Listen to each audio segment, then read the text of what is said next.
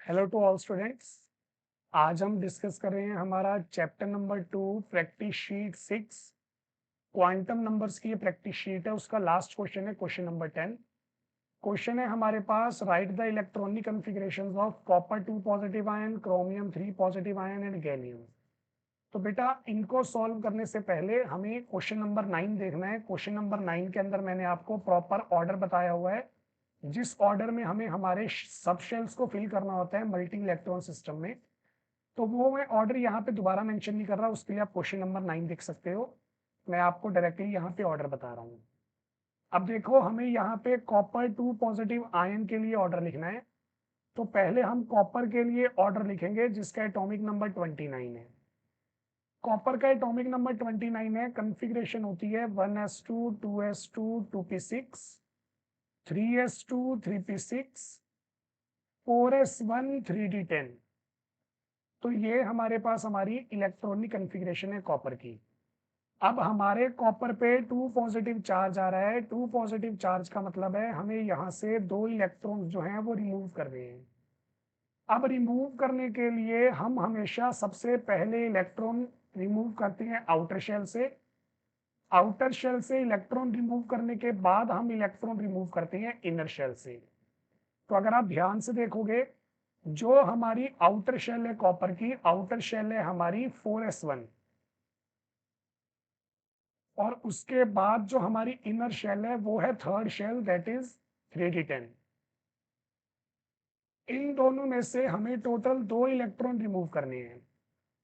S के अंदर एक इलेक्ट्रॉन है, तो एक इलेक्ट्रॉन हमें डी से निकालना पड़ेगा।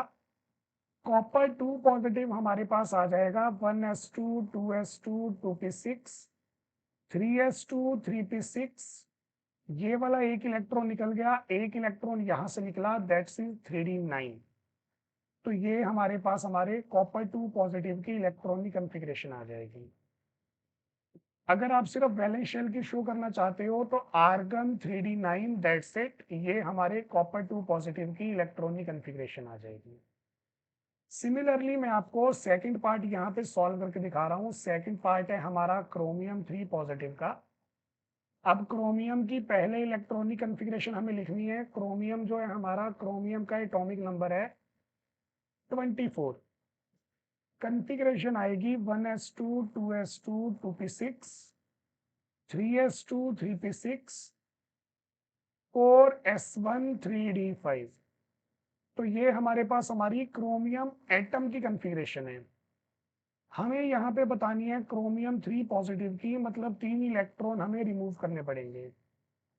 तो हम हमारे इलेक्ट्रॉन्स को रिमूव करेंगे सबसे पहले आउटर शेल में से, देन उसके बाद इनर शेल में से। आउटर शेल में एक इलेक्ट्रॉन है तो 2 हमें यहां से निकालने पड़ेंगे। क्रोमियम 3 पॉजिटिव आ जाएगा 1s2 2s2 2p6 3s2 3p6 3d3। अगर मैं आपको वैलेंस शेल की बताऊंगा तो आर्गन 3d3, ये हमारे क्रोमियम के लिए हमारा वैलेंस शेल का कॉन्फ़िगरेशन आ गया। तो हमने आयंस की इलेक्ट्रॉनिक कॉन्फ़िगरेशन यहाँ पे पढ़ ली। एक छोटी सी चीज आपको याद रखनी है बेटा, जब भी हम आयंस में से इलेक्ट्रॉन निकालते हैं तो सबसे पहले आउटर शेल के इलेक्ट्रॉन रिमूव करेंगे, देन उसके बाद इनर शेल के रिमूव करेंगे।